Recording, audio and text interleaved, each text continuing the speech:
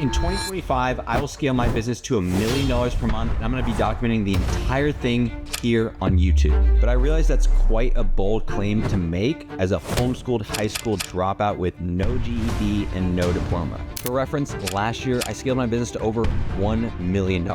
As for today, things got a little interesting.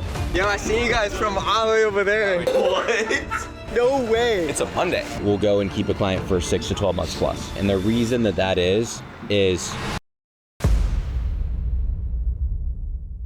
pray that you just guide us and have your hand over us in this business, Lord. And I pray these things in Christ's name. Amen. Okay, so a couple updates from me. Haven't missed a day with YouTube, which is fire. Chris is locked in, putting out some videos that I'm super happy with. I know that with that consistency, not every video is going to be a video that I love 10 out of 10. That's all part of it. But something that I am excited about is in my initial intro, I was like, oh, I'm just going to have this be a series for tracking our journey and not really have like a clear goal of where we're going. And I was like, well, that's not going to work because it's not going to be as interesting to track along with. And like, here I am, telling all these other people to have a goal of something they're getting to. And I was like, what is a goal that scares me a little bit? What is a goal that I think is more than achievable, but just takes different work as far as like just operating differently? And that's $1 million a month goal, which I think that we have the base of a team to go and do that. There's definitely a lot of systems that have to be put in place.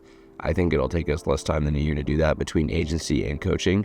How we have to go and approach things is very different than what we're doing now. Just the focus on certain things has to be increased. So there definitely just has to be like more delegation from me. Something that I'm excited about is I jumped on a call with Tate, one of our students. He was like, yo, like I really need help with Facebook ads. I was like, I'll do some one-on-one consulting with you. He was like, is there any way that I can assist you with anything and like basically kind of like service swap? But I was also like, bro, like honestly, we have like a really stacked team right now. And if you weren't here in Scottsdale, I just don't think that it would be extremely valuable to me. He was like, let's drive 18 hours out to Scottsdale. I was like, okay. I'm going to teach him some of the client onboarding that we're doing with like Facebook ads, because that just allows us to go and focus on continuing to get more clients. Also, it's like, with creating YouTube videos every day and tracking all that, like it's just something that needs to happen. One of the biggest things that I'm just kind of noticing, it's like, okay, like here's the goal. What does daily activity look like? And I've like broken that down for myself. There's things that have to be optimized in order to hit a large amount of scale. So currently at probably one of the most fire like locations to go and work. Like, so fire. We have one of our clients in Naples, Florida, and one of our students shooting with that client. Last minute, he's one of the three. Had to get some ads cooked up for him, so I just created those ads and knocked those out. We've got Justin over here, about to go cook up some ads for him as well. But now it's like, hey, you got food at the other end of the table that you're just waiting to be passed over to you when you could get up out of your chair and go get it. So it's all really how we look at this. Bro's in angry mode right now, apparently. We have a lot of content coming. I think it's about time to change up location, get my creativity sparking again. This place is just such a vibe, though. Listen, quite frankly, I think we need to make America not only healthy again, but we need to make it great again. And the way that we're going to do that, I wish I could tell you all, but unfortunately, it's just YouTube would probably demonetize me. I want to reach more people, a lot more people, and the way that we're going to do that is we're going to kind of play by the rules a little bit. We play in the gray zone. I like the gray zone. 50 Shades of Grey. Whoa, that's crazy. Okay. All right, so I'm currently getting some ad campaigns up for a client right now. Where I'm at is I need to create some primary text and headline text. So what I'm gonna do is I'm gonna head over to Claude right now. I'm gonna say create 5 primary text. So this is obviously with Tyson's, like all the context of everything we've been creating for Tyson. So when it's going to create these, it's relatively straightforward. Here's primary text and then here's headline text. So we'll take this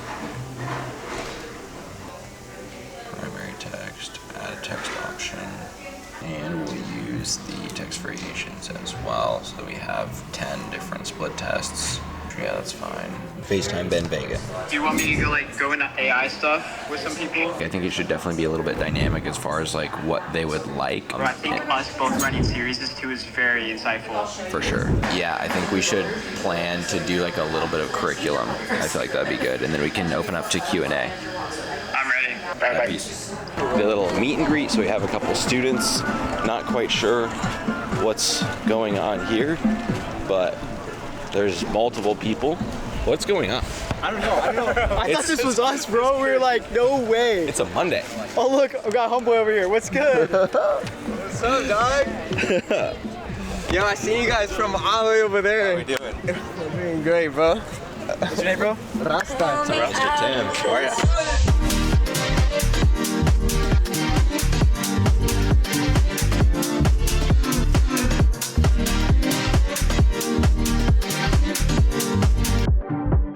Started my agency essentially, hit up everyone I knew, and basically went from 0 to 10 in about 2 months, 10K a month.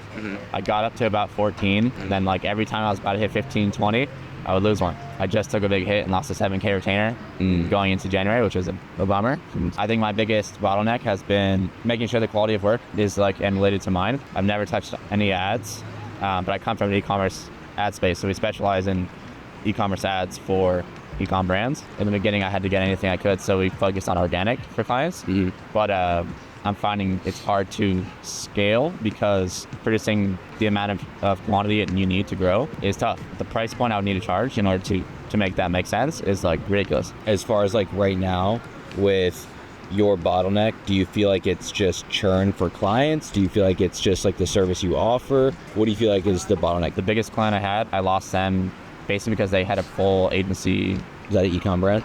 Yeah, so they sell supplements. Most of your expertise is within like the e-com space. Yeah. Going and creating ads. I started with organic just because it was easy to get people to sign. And then I found that I could charge more for ads because we're making the money, right? And you were creating their ads. You just weren't writing them. So I don't do any ad buying. Yeah, that's the disconnect. I come from an ad buying agency and I hated it so much. Started doing more creative work and then found myself back in creating ad space. So in my opinion, what you should do is go and partner with someone that is a media buyer, where you can both work together on that. Because like for me, I see someone like you, opportunity, right? Because I get paid for my performance, and all I have to do is pay you out a retainer, and I tell you exactly what I want as far as ads, right? You get to go be creative, you get like 10% of the pie, then I get 90% of the pie. So with that, you can go and be strategic and find someone that is a media buyer and go and partner with them. Then you get to focus on what you love, they focus on what they love, and you'll both go make way more money together. Yeah. Or learn it yourself. And what I would say to you is like the money is in going and producing like commercials instead of like a short film, right? Think of like a short film, there's no like budget for it usually. Or, it's just like, let's make a cool video, right? Whereas like an ad, there's an outcome. You can go and be creative, you can go tell a story and have an outcome, which it sounds like you would enjoy, but a company would be willing to pay for it a lot more because they're paying for that outcome. What's media buying? Media buying is like running the ads on Facebook, running the ads on YouTube, where it's like someone's creating the ads. Sometimes it's the same person, right? So say, for example, with me and like my journey where I'm running for a client, I'm going to go script ads for them, which is like to get someone to see a video and take an action from it, right? So I'll go make an ad, or it's like they fill out their information, book a call, whatever it is. And so I'm going and I'm creating the ad that pushes to that. And then the media buying is you're putting it in Facebook and you're telling Facebook, okay, I'm putting X amount of dollars behind it daily. And my goal is to show this ad to X demographic of people that I think would be interested or have data behind to support that I'm interested in. The media buying isn't actually as hard as you think. The creative is 80% of the work, but what usually scares people is they just don't understand media buying and they think it's this like, crazy like process. If you're a great media buyer with creatives, you're cooked. The thing is the algorithms with Facebook and YouTube and Google are so good, they're gonna transcribe their video and know exactly who to share it to anyway. Yeah. Because that's the leverage. Like that's significantly closer to the money. Obviously you can't do it without the creative. From the 2025, what's your goal? Is it a monetary goal? Is it like a self-improvement goal? Like what does that look like? My goal in 2025 is to scale to 50K the agency. Like I said, every time I've gotten to the point, it's like I'm gonna get 15K, I'm gonna hit 15, I've hit 20. It's like, oh, please run. And then I gotta fight. It's like the never-ending cycle of fighting to get them in, to acquire clients, and then fighting to keep them on after 7 to 9 12 months. And that's been the hardest thing for me. What I would say with that is something that's helped us a lot with retention, because like we went from like, bro, we would retain clients for 1 to 3 months. Now, like we'll go and keep a client for 6 to 12 months plus. And the reason that is regardless of if you're getting paid for the result, you should always track the result of what you're providing them so that they can see at the end of each month. Business owners think like business owners, right? So it's like, it's P&L, profit and loss. Like I made this much and I lost this much. I spent 5K with Tim.